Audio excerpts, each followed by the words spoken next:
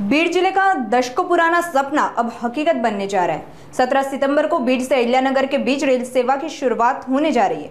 प्रधानमंत्री नरेंद्र मोदी इसका ऑनलाइन उद्घाटन करेंगे और बीड में इस ऐतिहासिक मौके पर अजित पवार, पंकजा मुंडे, धनंजय मुंडे और बजरंग सोनवने मौजूद रहेंगे।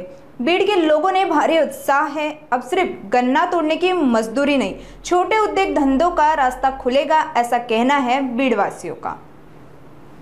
आमचा आनंद द्विगुणित झालेला आहे, कारण नव्या पिढीला रेल्वेमुळे अनेक उद्योगधंदे बीडमध्ये येऊ शकतील।